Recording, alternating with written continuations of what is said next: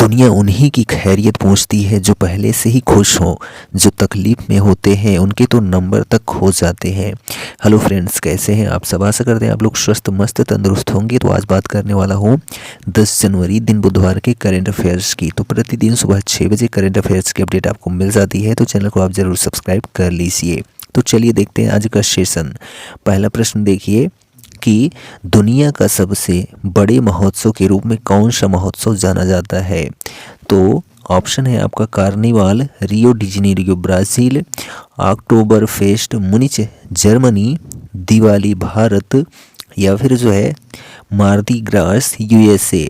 तो जो है दुनिया का सबसे बड़ा जो महोत्सव माना जाता है वह कार्निवाल माना जाता है। ठीक है, कार्निवाल माना जाता है रियो डी जेनेरियो ब्राज़ील का। ठीक, और दूसरे नंबर पर जो है अक्टूबर फेस्ट मुनिच जर्मनी का माना जाता है।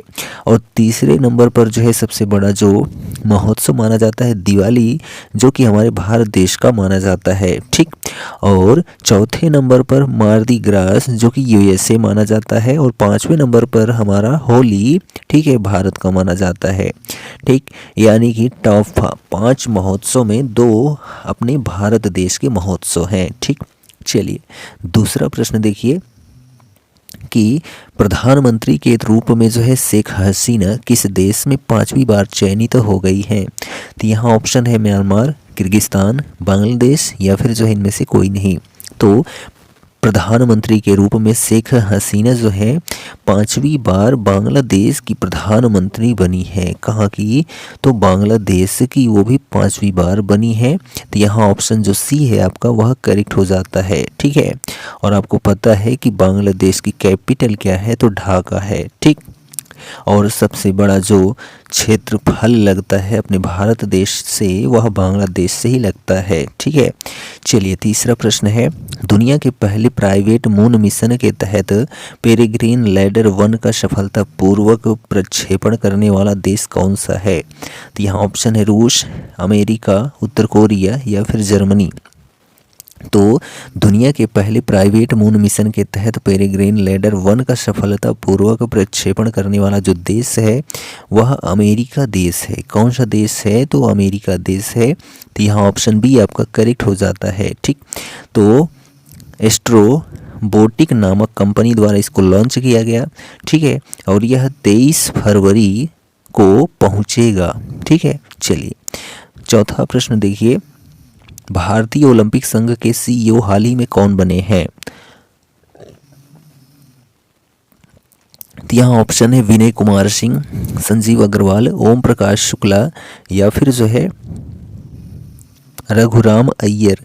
तो भारतीय ओलंपिक संघ के जो हैं सीईओ हाल ही में जो बने हैं वह रघुराम अय्यर बने हैं। कौन बने हैं? रघुराम अय्यर। ठीक, तो यहाँ जो ऑप्शन आपका डी है वह करेक्ट हो जाता है। तो भारतीय ओलंपिक संघ का गठन जो है 1927 में हुआ था। यह वर्तमान में कुतुब इंस्टीट्यूशनल एरिया नई दिल्ली में भारत में स्थित है। ठीक, चलिए पांचवा प्रश्न देखिए कि पंचायत से संसद तक कार्यक्रम का उद्घाटन हाल ही में किसके लिए किया गया है? ऑप्शन है पुरुषों के लिए, महिलाओं के लिए, बच्चों के लिए, या फिर जो इनमें से कोई नहीं। तो पंचायत से संसद तक कार्यक्रम का उद्घाटन हाल ही में जो है महिलाओं के लिए किया गया है। ठीक, तो यहाँ ऑप्शन बी आपका करेक्ट हो जाता है। तो संसद ने जो है 5 जनवरी को विभिन्न राज्यों की पंचायतों और शहरी स्थानीय निकायों की विभिन्न पृष्ठभूमि की 500 से अधिक महिला प्रतिनिधियों के लिए पंचायत से संसद तक नामक एक कार्यक्रम की मेज़बानी की, जिसका उद्देश्य जमीनी स्तर की महिला नेताओं को सशक्त बनाना और उनका समर्थन करना है। ठीक, चलिए छठा प्रश्न है कि चंदुबी महोत्सव का आयोजन हाल ही में किस राज्य में किया गया? ऑप्शन है त्रिपुरा, उड़ीसा, असम, या फिर जो है हरियाणा। तो चंदुबी महोत्सव का आयोजन हाल ही में जो है असम राज्य में किया गया है। कहाँ पर? असम राज्य में। तो ऑप्शन सी आपका करेक्ट हो जाता है। तो 1 जनवरी से लेकर 5 जनवरी तक आयोजित 5 दिवसीय चंदुबी महोत्सव ने अपनी 14वीं वर्षगांठ जीवंत लोक नृत्यों, जातीय भोजन और स्थानीय रूप से उत्पादित विभिन्न प्रकार की वाइन और बियर के साथ मनाई गई। ठीक, क्या चंदुबी महोत्सव कहाँ पर? तो असम राज्य में। नेक्स्ट क्वेश्चन 7 नंबर है कि Pvt athlete of the year 2023 के रूप में हाल ही में किसको नामित किया गया है? तो यहाँ ऑप्शन है नीरज चोपड़ा, शीतल देवी, मोहम्मद शमी या फिर जो है विराट कोहली। तो Pvt athlete of the year 2023 के रूप में हाल ही में विराट कोहली को चुना गया है। किनको? तो विराट कोहली को। तो ऑप्शन डी आपका करेक्ट हो जाता है। ठीक, तो लियोनेल मेसी को पछाड़कर विराट कोहली भारतीय खिलाड़ी ने PVT men's athlete of the year 2023 का खिताब जीत लिया है। ठीक है, PVT men's athlete of the year award जो है 2023 जीता है किसने? एटाना बोनमाटी ने जीता है, स्पेनिश फुटबॉलर हैं। ठीक, चलिए नेक्स्ट क्वेश्चन है 8th नंबर कि किस राज्य सरकार ने भारत की पहली ऐप आधारित 100% इलेक्ट्रिक और विकेंद्रीकृत बाइक टैक्सी सेवा शुरू की है? ऑप्शन है मेघालय, पश्चिम बंगाल, असम या फिर जो है अरुणाचल प्रदेश। तो किस राज्य सरकार ने? तो जो है असम राज्य सरकार ने। ठीक है, असम राज्य सरकार ने भारत की पहली ऐप आधारित 100% इलेक्ट्रिक और विकेंद्रीकृत बाइक टैक्सी सेवा शुरू की है। तो ऑप्शन सी आपका करेक्ट हो जाता है और इस ऐप का जो नाम है वह बायू है। क्या है? बायू। नेक्स्ट क्वेश्चन है 9 नंबर क्वेश्चन है कि 8 जनवरी 2024 से समावेशिता और सशक्तिकरण के लिए अंतर्राष्ट्रीय पर्पल उत्सव 2024 का शुभारंभ कहाँ हुआ है? ऑप्शन है गोवा, केरल, चंडीगढ़ या फिर जो है गुजरात। तो 8 जनवरी 2024 से समावेशिता और सशक्तिकरण के लिए अंतर्राष्ट्रीय पर्पल उत्सव 2024 का शुभारंभ जो है वह गोवा राज्य में हुआ है। कहाँ पर? तो गोवा राज्य में। तो ऑप्शन ए आपका करेक्ट हो जाता है।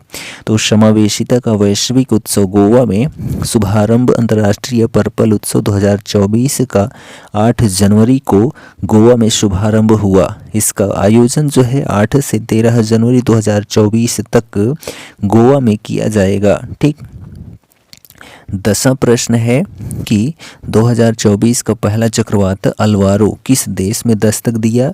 तो ऑप्शन है वियतनाम, मेडागास्कर, इंडोनेशिया या फिर इनमें से कोई नहीं। तो 2024 का पहला चक्रवात अल्वारो जो है मेडागास्कर देश में जो है दस्तक दिया। ठीक है, तो ऑप्शन बी आपका मेडागास्कर करेक्ट हो जाता है। तो उष्णकटिबंधीय चक्रवात अल्वारो ने 1 जनवरी 2024 को मोरोम्बे मेडागास्कर पर हमला किया, जिससे संपत्ति को जो है व्यापक नुकसान हुआ और 4500 से अधिक लोग जो हैं प्रभावित हुए। ठीक है, किससे?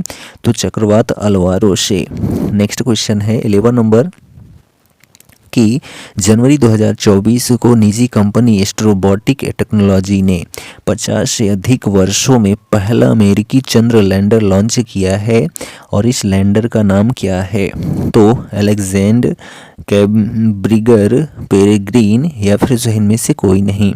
तो जनवरी 2024 को निजी कंपनी एस्ट्रोबॉटिक टेक्नोलॉजी ने 50 से अधिक वर्षों में पहला अमेरिकी चंद्र लैंडर लॉन्च किया है और इस लैंडर का जो नाम है वह पेरेग्रीन है। तो यहाँ ऑप्शन सी आपका करेक्ट हो जाता है। ठीक, तो इस लैंडर के द्वारा माउंट एवरेस्ट का एक पत्थर भी भेजा गया है। अमेरिका ने इससे पहले चंद्र मिशन दिसंबर 1972 में भेजा था। ठीक है, चलिए 12वां प्रश्न है गोल्डन ग्लोब्स 2024 में ओपेनहाइमर के लिए किसने best actor motion picture drama का अवार्ड जीता है? तो यहाँ पर ऑप्शन है Cillian Murphy, Lily Gladstone, Christopher नोना या फिर एंड्रोनी ड्रेल। तो गोल्डन ग्लोब्स 2024 में ओपेनहाइमर के लिए किसने जो है? तो किलियन मर्फी ने जो है best actor motion picture drama का अवार्ड जीता है। तो यहाँ ऑप्शन ए आपका करेक्ट हो जाता है। ठीक, तो best actress motion picture drama जो है लिली ग्लैडस्टोन ने जीता है। Best motion picture drama award जो है ओपेनहाइमर ने जीता है।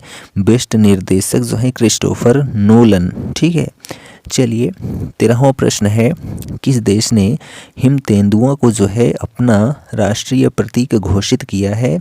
तो ऑप्शन है किर्गिस्तान, भारत, बांग्लादेश या फिर जो है नेपाल।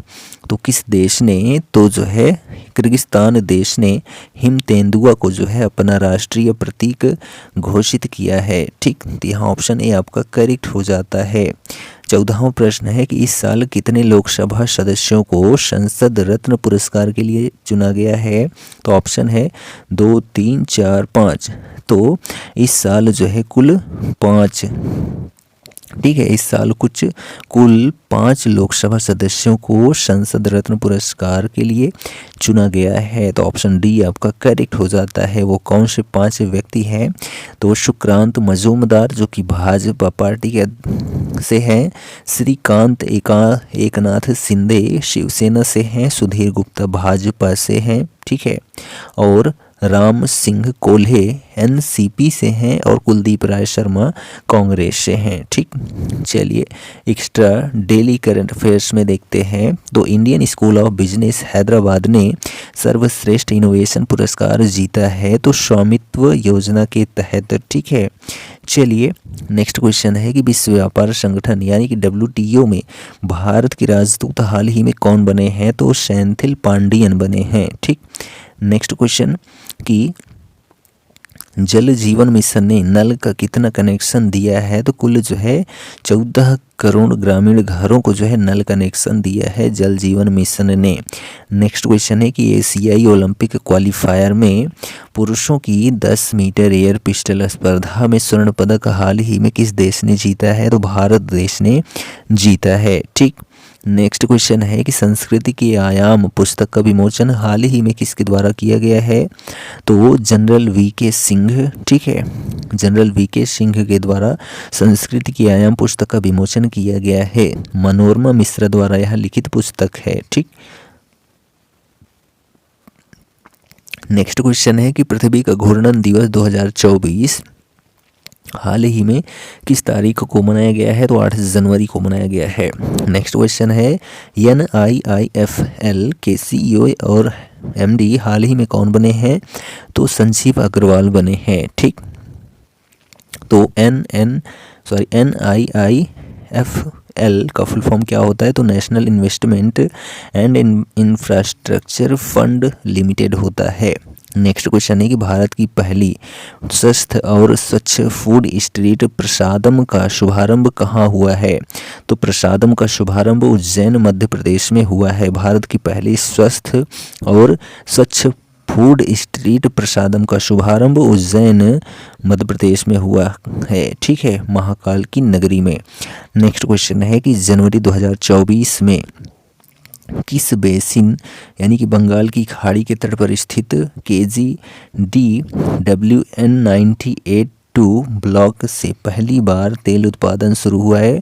तो कृष्णा गोदावरी बेसिन से। ठीक, नेक्स्ट क्वेश्चन है कि भारत सरकार ने पृथ्वी प्रणाली विज्ञान को आगे बढ़ाने के लिए कौन सा योजना शुरू किया है? तो पृथ्वी योजना शुरू किया है। ठीक, नेक्स्ट क्वेश्चन है कि जनवरी 2024 में केंद्रीय मंत्री सर्बानंद सोनोवाल ने कहाँ पहली अंतर्देशीय जलमार्ग विकास परिषद की बैठक की अध्यक्षता की है?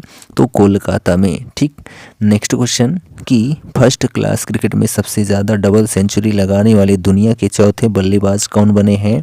तो चेतेश्वर पुजारा बने हैं। नेक्स्ट क्वेश्चन है कि बंगाल की खाड़ी में जो है Krishna Godavari basin deep sea project किसके द्वारा संचालित किया जा रहा है? तो ONGC यानी कि oil and natural gas corporation के द्वारा। ठीक, चलिए लास्ट क्वेश्चन है कि प्रतिवर्ष 10 जनवरी को कौन सा दिवस मनाया जाता है? तो विश्व हिंदी दिवस। ठीक है, वैसे हिंदी दिवस कब मनाया जाता है? तो 14 सितंबर को मनाया जाता है। ठीक है, कब मनाया जाता है? तो 14 सितंबर को। और विश्व हिंदी दिवस जो है 10 जनवरी को मनाया जाता है। ठीक, तो भारत के प्रधानमंत्री डॉक्टर मनमोहन सिंह ने साल 2006 को घोषणा की थी कि प्रत्येक वर्ष 10 जनवरी को विश्व हिंदी दिवस मनाया जाएगा। तब से हम विश्व हिंदी दिवस जो है बेहद धूमधाम से मनाते हैं। हर साल हिंदी दिवस जो है अलग अलग थीम पर मनाया जाता है। ठीक है, तो विश्व में पहला हिंदी दिवस 10 जनवरी 1974 को महाराष्ट्र के नागपुर में आयोजित किया गया था। इस महासम्मेलन में 30 देशों के 122 प्रतिनिधि जो हैं शामिल हुए थे। इस सम्मेलन का प्रमुख उद्देश्य विश्व भर में हिंदी का प्रचार प्रसार करना था। ठीक है, नागपुर में हिंदी दिवस के आयोजन के बाद सबसे पहले यूरोपीय देश नॉर्वे के भारतीय दूतावास ने पहली बार विश्व हिंदी दिवस मनाया था। ठीक, तो यह हमारा सेशन 10 जनवरी का कंप्लीट हो जाता है। सेशन कैसा लगा कमेंट करके ज़रूर बताइए, और यदि हमारे चैनल पर आप नए हैं तो चैनल को सब्सक्राइब करना बिल्कुल मत भूलें। हाँ, आपको हम सूचित कर देते हैं कि आज से आपकी करंट अफेयर्स की क्लास नहीं लगेगी। अब जो है यूपी पुलिस SSC GD का एग्ज़ाम होने के बाद ही जो है इस करंट अफेयर्स की क्लास लग पाएगी। अब जो है SSC GD और यूपी पुलिस के GK GS और हिंदी, ठीक है, और जो है मैथ रीजनिंग की भी क्लास हो सकती है, जबकि ये करंट अफेयर्स की क्लास नहीं होगी। तो उसके लिए हम माफ़ी चाहेंगे। मिलेंगे नेक्स्ट वीडियो में, तब तक लिए जय हिंद।